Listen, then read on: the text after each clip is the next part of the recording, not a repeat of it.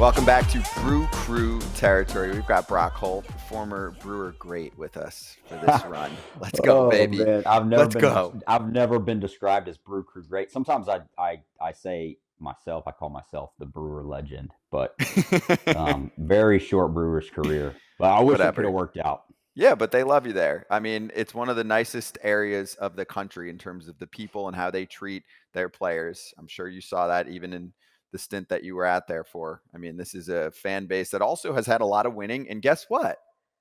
They're up to the same shit as usual. Top of the division. And really, they looked at their 6 games wrapping around the All-Star break with the Reds as one of the critical moments of the year for them. I don't like to get overexcited about 1 or 2 series in the middle of a season, but this one for me sent a really strong message, because usually the way that these series go, you got the top 2 teams in the division. It's like they end up splitting, or a team maybe wins 4 out of 6. They won 5 out of 6. They sent a statement message to the rest of the league, really, that they should be a playoff team. They sent a message to their front office saying, you better buy, you better get us some damn offense. And they sent a message to the Reds, who are this young, exciting team, and said, hold up. Have you seen our pitching? And what are they, 2.5 games up in the NL Central right now? I think this is the Brewers' division to lose. I mean, obviously, as a baseball fan, you love what the Reds are doing. You love the young talent coming up. But to me, it's just the Brewers have been there, done that. Corbin Burns is been lights out. You've got Brandon Woodruff coming back, who's going to help. Yelich is playing really good baseball again, so that's good to see. And then Devin Williams, nobody can hit him. So, like I said, I think the Brewers run away with this thing, and they're kind of showing that right now with the way they're playing. Yeah, a great road trip for this Brew Crew team, and someone who smiles regardless, but he's especially happy right now, joined us. And let's run our little conversation with the great Freddy Peralta. Look, it's your boy. I'm doing good. Better now that I see Lolo. Hey, is this the first LoCain Freddy Peralta interview we've had? Yes. Yeah. It is. Lo, how you doing, bro? I'm good, man. You know me. I'm just living, hanging out with my boys. I know. I ain't worried about nothing. You hear me? Nothing. All right, Lo, so this is all you. In the next 10 minutes, just run this. Give us everything you got. Tell me about Freddy. Freddy, you can ask a question to Lo about how retired life in Oklahoma is. Go ahead, guys. I gonna do it for sure. So I gonna let him go first, but I got a question for him. Uh-oh. Hey, I always tell him, Scotty, work hard, work your tail off right now for a few years, and maybe 10 plus years, and then you get to enjoy all your success later when you retire, man, and you don't have to worry about anything. So I tell them, just keep working hard, keep their foot on the pedal, and you keep going. Yep. I know. I learned about a lot about this guy, man. Here, so it was sad for me when I saw him like that he was going to his retirement, but happy because I've been seeing his family and all that, how he takes care of his family. It's a more important thing for me too. And play with him for 5 years, awesome. Great teammate and great player too. I'm so happy about you, man. Yes, sir. Yes, sir. I love that. Hey, Freddie, give me something good on LoCain. What's your fondest memory of playing with LoCain, whether it was on the field, off the field, a story, something funny that he said? I got one. I'm gonna tell you this one. So he probably remember. So in my first road trip in 2018, early in the year, so we were going to Arizona, and we were in the plane, and I remember that I hear about all the rules and all that kind of stuff in the big leagues. I was ready for everything.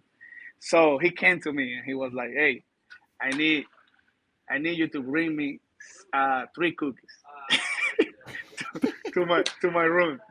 So 3 different kinds, and you choice. And I went to talk to the lady. Hey, I need this, please. And I get some water and everything. I get in the plane. I took it to the bus. And then in the bus, I asked him, like, you want it out? He said, no, take it to my room. And I was like, damn, okay. So when I went to the room, uh, then I realized that I was next to him, and I didn't know that. So he put me in that situation, and I was a little scared, like trying to do what I had to do, like to make him feel like happy. You know what I'm saying? And then I went to my room. I fell asleep in the morning, like at 10 a.m. I get a call from Hernan Perez, and he was like, "Hey, wake up!" And I see you in 30 minutes down here in the lobby. And I said, "For what?" I said, "Because Lolo told me that take you to the mall and buy anything that you need, and he gonna pay for everything." And I was like, "Dang, are you sure?" And he said, "Yes." And I get down. We went to the mall, and I get some nice, a lot of nice things, and he paid for everything. And when we get to the ballpark, he said the bill. He saw the bill, and he was like, "Damn, that's all you spend? You have to take more things, man." We spent like $2,000. He was like, "Nah, come on, bro." And it was great memories for me. Like very nice, like things that he did for me and for most of the guys too. I got somebody that I want you to see here. Look. What's up, Willie? No, what's up, man? Man. Wow, unbelievable. No. Oh man, He's a TV star now. Lo's a TV star. Tell him, Lo. what's going on, man? How we doing? We're good, man. Just hanging out, living the retired life, man. Wow, man, I want to be like you when I grow up. Jesus Christ. What did Lo buy for you? Hey, Lolo's the He man. was the new guy. Lolo was the man. Unbelievable. I miss Lolo, man. I miss you, man. But hey, I know you live in life though. I don't want you to be living life with your family. I miss you guys, Sorry man. I miss you guys. Sorry for interrupt. I didn't know you guys were doing No, you're good. This is perfect. It's the LoCain reunion. Do you have any advice? Keep leaning back on him. Hey, Yeah. hey, this shit's been a little tough, but we making adjustments. Continue to live on it. Good to see you, Willie. Good to see you, Lolo. All right. Love that. Hey, Love you that. see, I always bring something nice. You see? Oh. Little Hey, Willy like I said, Adames man, drop bro, by. I really- like that. Yeah, so like I said, man, like being with this guy right here, like being his teammate, it was great, and I had the better memory. I already told to some of the guys what he did to me, exactly what I just told you guys, and it's great, man. I love him, the way that he played, and the way that he treat his family. Perfect. Hey, Lo, can we get a bling rating on what Freddie's got right now? How's the ice? Let me Let's tell you, see. Freddie always looking good. You know, he's always sharp. You see, by far one of the best dressed guys on the team. He's always clean and ready to go, and always smiling. You see that? I love it. Yeah. Thank you. Hey, so the next thing, Freddie, is Lo wants to see the Brewers aggressive at the trade deadline. If you guys need a little offense or maybe a bullpen arm, what do you think's going on right now? You guys have taken the lead in the division. You guys handled the Reds really well. So what's next? Man, let's see what we're gonna do, if we're gonna have some movements, but we're playing really good, man, and I know that it's gonna be better. We always play good in the second half too. We play better with the teams, with the better teams. We play better baseball too, and I'm excited to see what's gonna happen this second half. And the Reds, man, they playing, they letting everybody know that they can be in a good spot at the end of the season, and we love that. And we just have one more, I think 1 or 2 more series with them, and ready for see what's coming. And and about the trades, I don't know. I'm not sure. We the best the we I remember like 3 or 4 years ago. It was the more aggressive trade deadline that we had. I think that we get by that time we get Mustakas and Jonathan Scoop, and I think it was an 18, 19. Mm-hmm. But other than that, we see just little move. So let's see what's gonna happen this time. But I think that's a thing we're doing good, and we're playing connected, and we have the goodbyes here. So let's see what's gonna happen, and excited to see.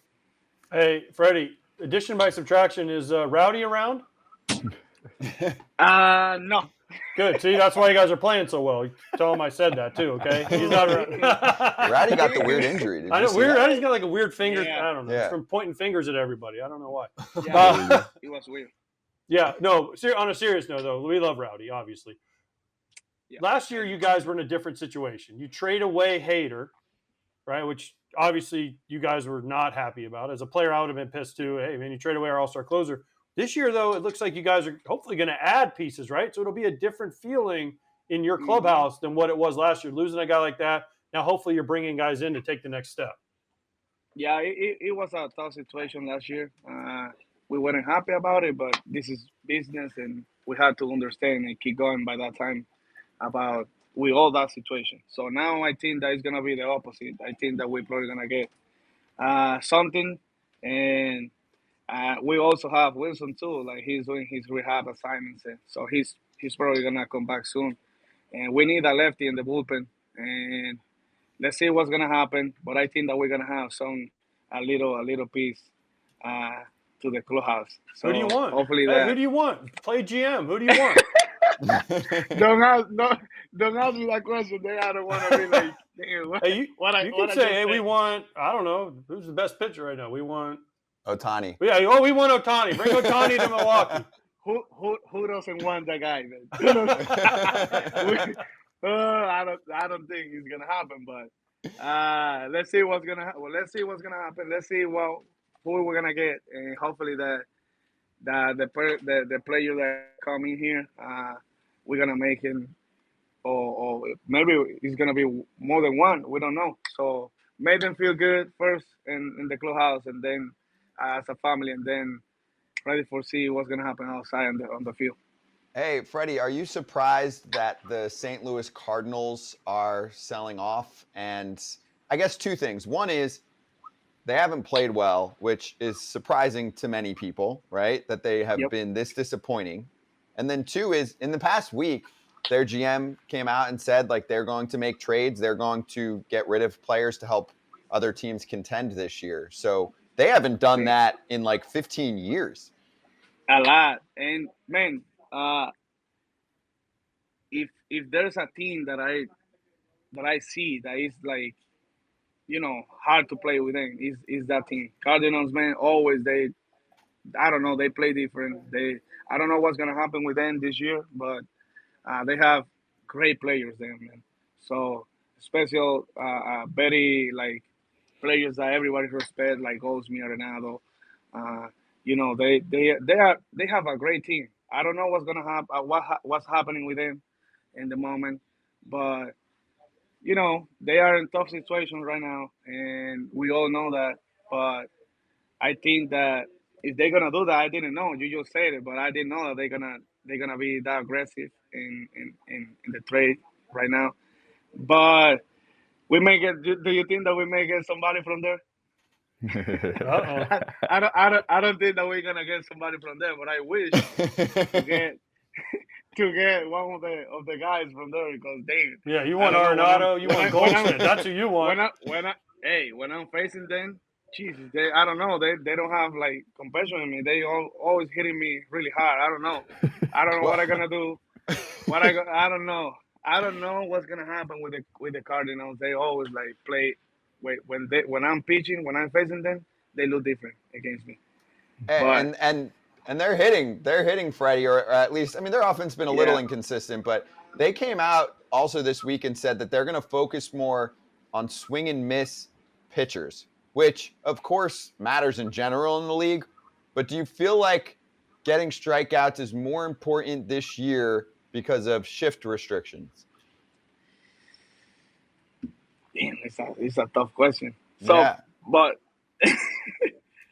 maybe some pitchers they don't like the Chief. There's some pitchers that they prefer like this situation right now, like playing like regular defense and all that. I can tell because I heard that before, but I think that the strikeouts help. Yeah, and depends on the situation is like because right now there's like less hole like the hitters, like they're trying to hit the ball like you can tell they try to hit the ball like other way when the third base is a little bit like more on the side, they try to bomb more. The clock right now is making a lot of weird things. They're running more, so I think that it depends the way that you take everything. And as a pitcher, like you say, the strikeouts are more important right now. That's what I think. Uh, but I think it depends, man. It No, depends. dude, Like you're a pitcher. You always want strikeouts, okay? Forget that ground I, ball I stuff. always You want want to punches. strike You want out. punches because then you can. Yeah, look at me! I struck you out on my slider. Yeah. Yeah, but look at this. If you are like, if we're talking as a reliever, yes, but as a starting pitcher, you're gonna waste more. Like your pitch count is gonna get higher and higher all the time because you're trying to strike out everybody. That's the point. It depends. Like if you are like a reliever or a starting pitcher, depending on the team that you are facing too. I think there's a lot of ways to see it. I don't know. True. Okay. Has the catcher, since we were talking about the Cardinals, have you heard the story about Wilson Contreras where he was calling pitches that nobody had? So has a catcher ever been back there and said, like, throw a split finger or throw a knuckleball, even though you're like, I don't have that pitch, but I'll Damn. try it? Jesus God. Oh my God! I didn't know that. I may have to ask Contreras, his brother. Yeah, I was going to say, ask his brother. Has his brother ever done it to you? Yeah. And in fairness, I want to clarify. It was not confirmed. It was, it was a rumor. No, it's rumor. It's kind of confirmed by Ryan Helsley. But no, I just to give him the whole story, they also did say that Yachty did that a couple times in the past, right? No? Oh, maybe you weren't. Were you on when Helsley was on? I was on. Oh yeah, didn't he say it happened a couple times with Yachty too? So. Oh, maybe it's the Cardinals way. Or maybe did you ever do that? Fuck no. All right, you gotta ask William then, Freddie. I gotta ask it and see. I don't want to give you an answer. I don't know. I don't want to be in trouble with my guy. Hey, So, let's see what. You can ask Julio Teheran because since Julio's with you, I caught him in Atlanta. Say, hey, did AJ ever call a pitch that you didn't have? And Julio will be like, no, he never caught me, so he doesn't know what I No, said. you never caught him. I mean, I did, but not a lot because No. he was like Mr. Craig Maddox, personal catcher guy. Who was his personal catcher? Well, it was Bethencourt, and then it was Flowers, which is fine. Oh, Bethencourt. Yeah. Yeah, Christian Bethencourt. But so no, ask Julio. By the way, tell Julio I'm happy for him that he's back and he's pitching well. So when you see him, one of the nicest dudes you'll ever meet in your life. But yeah, so ask Julio. Great teammate. Yeah. Ask Julio if I ever called the wrong pitch for him that he didn't have. I will for sure. I'm gonna do it. He's running outside right now. Hey, Freddie, how do you handle that though? I mean, and this year are you using the pitch comm a lot? But in general, like if someone like Pierzynski's catching you and he's throwing a sign down that you don't want to use, do you ever feel bad being like, nah, dude, I don't want to use the pitch that you're trying to tell me to throw? You're right, man. So sometimes like you don't feel, the worst thing sometimes for a pitcher is that when you don't feel like comfortable, like in one count that you don't want to throw that pitch, and then you see the clock going down, and then you are like, damn, what am I gonna do now? So it's I've been in that situation like 2 or 3 times already this season, and you gotta do it. You gotta trust, and in that moment, like what you gonna throw. But what I did for 2 games, I used mine in the count. I used the pitch count in the glove. I put it there just in case that I need it, and I used it like for 2 games. And then now I'm back, like just letting my catcher work with me together. But sometimes it's hard because the clock, and you're thinking about the pitch and about the clock too. So it happens to me 2 times, and believe me, it's hard to be in that moment because you don't have like confidence in that pitch in that moment, and then probably it's gonna be the pitch that's gonna change everything the whole game.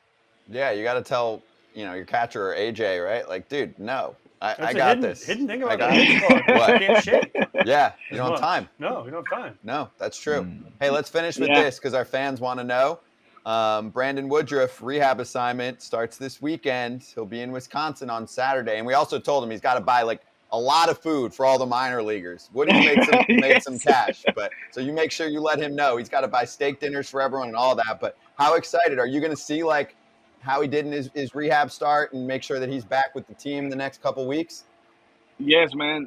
Big Woo is probably not probably. You guys know that because in the spring training we talk about it, and he's my favorite, and we always like connecting. We always talking about everything, not only baseball. And he's very excited about how he's feeling right now. He looks great.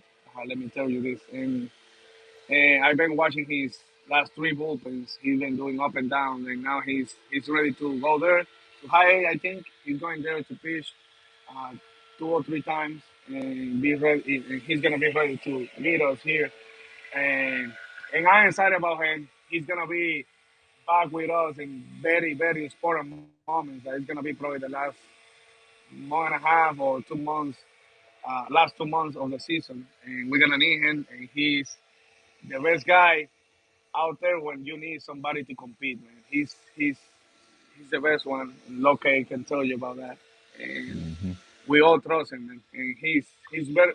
He's great player, but better person too. Yeah, he's a gamer. We're excited. We're going to talk to him soon. Yeah. Freddie, great to catch up. Good to see you. We'll see you again in a couple weeks. All right. All right, man. Lolo, take care. Love you. All right, Freddie. I'll talk to you soon, man. Keep dominating out there. Right. Thanks to Freddy P. Great as always. All right, I want to focus on one at-bat from this past week between Hoby Milner and Bryce Harper. It was confusing, Brock, even if Bryce was going through something, to just be tracking pitches and not be locked in to take swings was very un-Bryce-like, and forget that, it was un-baseball-like. You just don't see at-bats like that very often. Yeah, that was weird to me. Like, I don't know what was going on. I heard fever, this and that. But if you can't go up there and swing the bat, then what are you doing? I've gone up and known I wasn't going to swing at a guy that we just didn't think would throw 3 strikes before he threw 4 balls. But at least I would go up and act like I was going to swing. Like, you could tell Bryce was just going to stand there, and he took all 3 of them and went back to the dugout. So. Very odd. Very odd. Yeah, and Hoby Milner, after the game, had some thoughts on what happened. After the first couple pitches, it was apparent he was taking, and I don't know, I guess the scouting report where he was going with the I was going to throw 4 balls before 3 strikes approach. That's really all I can say. That's what it looked like, and so I just filled it up after that. I just tried to throw fastballs down the middle after that. Is that uncomfortable at all? Like, are you waiting for him to ambush something, or? It was obviously it's still in the back of my mind, like going through my motion. I'm like, is he taking? And then you can just, the fact he was just auto, I'm like, okay, well, then I can throw it down the middle. But yeah, weird scenario. Like first time I've ever seen that. I guess he just stuck to a game plan, and credit to him for sticking to it, I guess. It's exactly what you said originally there. Like, maybe they thought 4 balls before 3 strikes, but it's like, nah, I'm throwing 3 strikes. Kudos to him for throwing 3 strikes, because that would have been embarrassing. You throw ball 4 there. Agreed.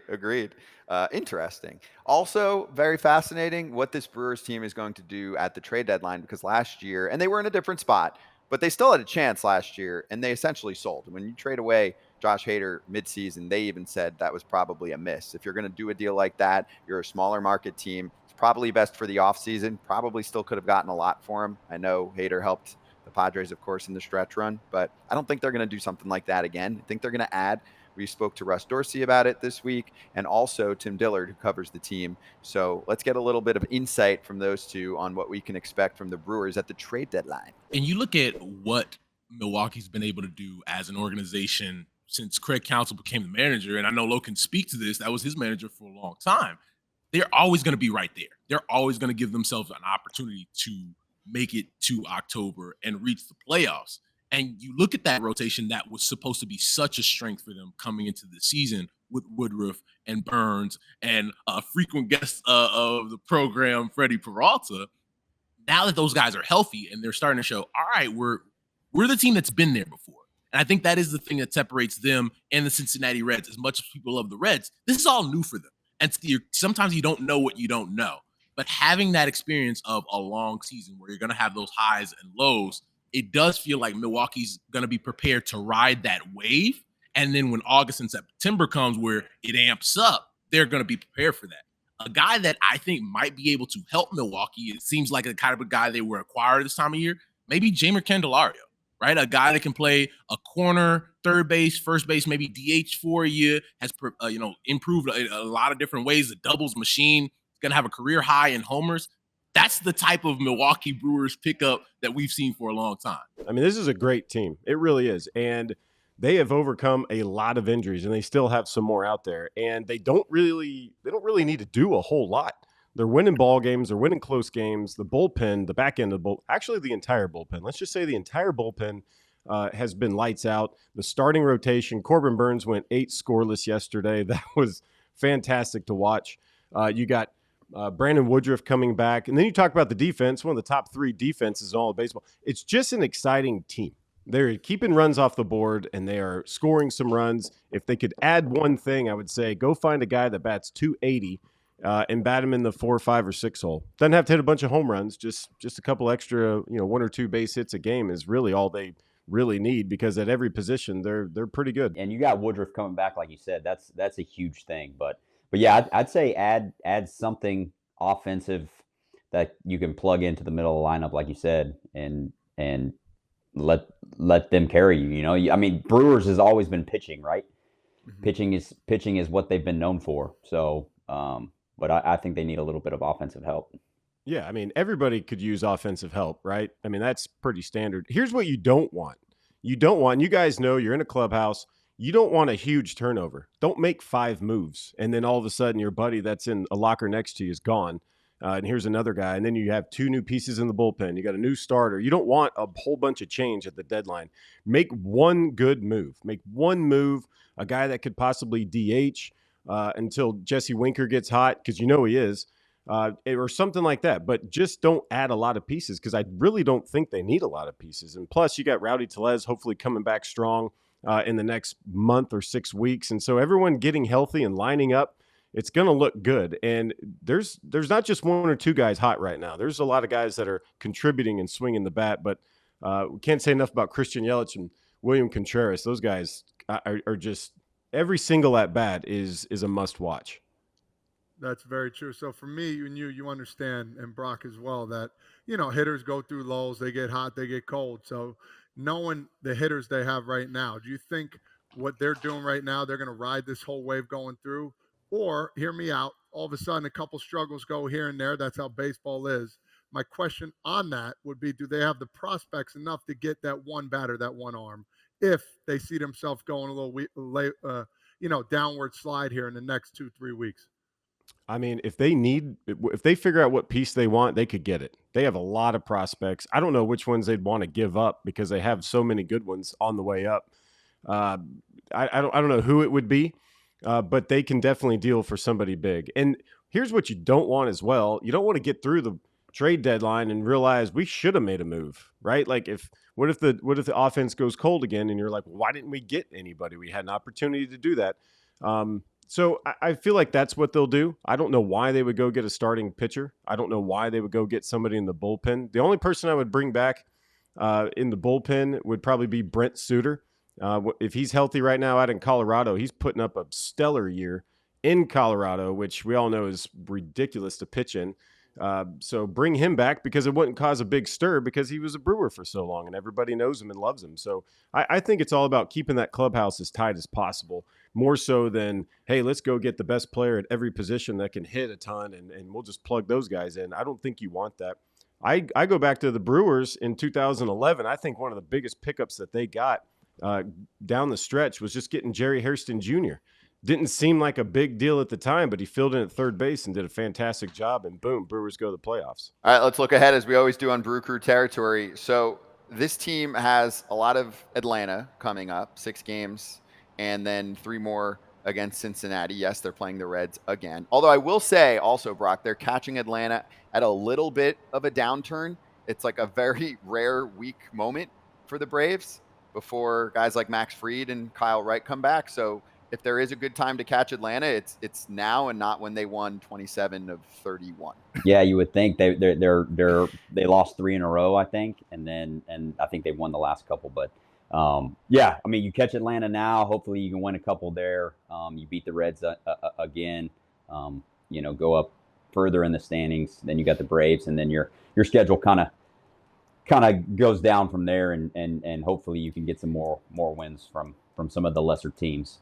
You're right. I see some Washington, some Pittsburgh on the schedule on the horizon starting in August, and then Colorado, and then the White Sox post-trade deadline, which is also probably when you want to face them because you're probably going to face some weaker pitching. You're probably going to deal away like half their rotation. So Brew Crew fans, you're in a good spot right now. Looking Thanks to good. Freddy Peralta. Yeah, exactly. Looking very good. Thanks to Freddy Peralta for joining us. Thanks to Russ Dorsey for his trade talk contribution. Same with Tim Dillard. Rockstar, you're a legend in Milwaukee. Keep it up, dude. Yep. Thanks, everyone, for watching Brew Crew Territory.